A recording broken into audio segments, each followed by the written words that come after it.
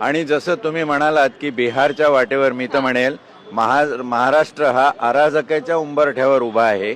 आज ज्या पद्धतीने या पक्षांची शकल झाली आणि त्यांचे तळातले कार्यकर्ते, कारण या ज्या निवडणुका आहेत स्थानिक स्वराज्य संस्थांच्या, यामध्ये तळातल्या कार्यकर्त्यांचा कस लागतो आणि ज्या पद्धतीने तळातले कार्यकर्ते भांडतायत, म्हणजे एकेकाळी गुण्यागोविंदानं नांदणारे अजित पवार गटाचे बीजेपीशी भांडतायत, शिंदे गटाचे बीजेपीशी भांडतायत, शिवसेनाचे अजून कोणाशी भांडतायत, राष्ट्रवादी बरोबर बीजेपीचे लोक भांडतायत, हे चित्र केवळ विदारक नसून अराजकतेचं लक्षण आहे। आणि हे का झालं असेल तर संपूर्ण प्रक्रियेवरची जी पकड निवडणूक आयोगाची असायला पाहिजे ती सैल झाली।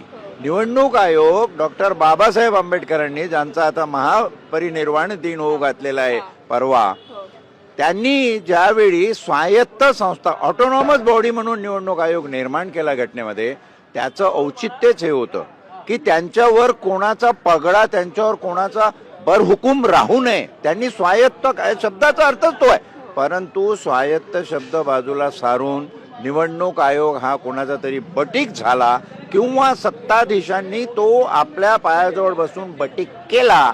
त्याच पद्धतीने सुप्रीम कोर्टाची सुद्धा परिस्थिती आहे।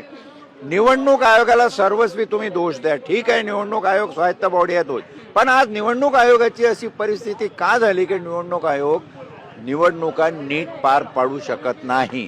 कारण निवडणूक आयोगाला तुम्ही बावचळून टाकलाय। सुप्रीम कोर्टाचे काही निर्णय आहे, मग प्रक्रियेमध्ये अडचण होते, मग आरक्षणामध्ये पर्सेंटेज वाढलेला आहे।